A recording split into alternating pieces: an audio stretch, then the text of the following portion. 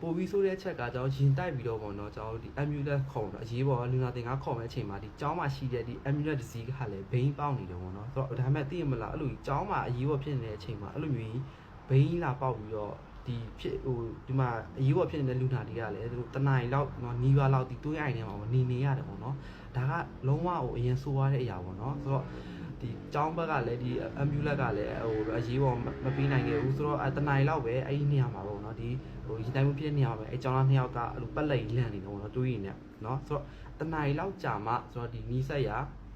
ဒီ amulet ဇီးလာပြီးတော့ဒီကျောင်းနီးစက်ဆေးရုံကျွန်တော်ပို့ပေးခဲ့တယ်ပေါ့နော်ဆိုတော့အဲ့ပို့ပေးခဲ့တဲ့နေရာမှာလည်းသူတို့ကျောင်းသားကြီးကိုယ်တိုင်ပဲပေါ့နော်သူတို့မတင်ပြီးပို့ပေးခဲ့တာအဲ့နီးစက်ရလူတွေပေါ့နော်ဒီနီးစက်ရဒီထိုင်းနေဒီ security တွေအဲ့လောက်ထိမလုပ်ပေးနိုင်ခဲ့ဘူးပေါ့နော်အဲ့ဒီချက်လေးပေါ့နော်ဒါစဉ်းစားကြည့်ရှင်တော်တော်လေးဆိုးရတယ်ပေါ့နော်သူပြောမဲ့အမှန်ပြောကျောင်းဘက်ကလည်းတီချာလေးလုပ်ပြရမှာပြဒါပေမဲ့သူတို့အဲ့လောက်ထိမလုပ်ပေးနိုင်ခဲ့ဘူးပေါ့နော်ဒီတိုက်တဲ့ကားသမားကလည်းအမှန်ပြောသူတို့မတော်စားဖြစ်တဲ့ဆိုပေမဲ့တိတယ်မလား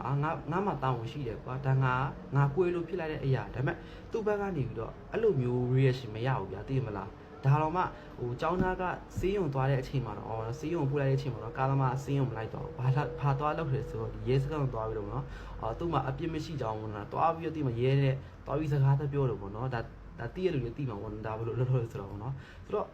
အမှန်ပြောရှိရင်တိတယ်မလားဒါကိုကြောက်ဖြစ်တဲ့အရာကိုကတိရမလားမတော်စားကိုကြောက်ဖြစ်တဲ့အရာကိုဆိုလို့ရှိရင်ဒါကျောင်းသားတွေစေးရုံသွားလို့ရှိရင်ဒါကိုကလည်းဘယ်လိုဖြစ်လိုက်သွားပြီးတော့တိမှာအချိန်ကြီးပိုင်းမေးရမှာကွာကိုအနေနဲ့ငွေကြေးမထောက်ပံ့နိုင်တော့ဘူးနော်အခုက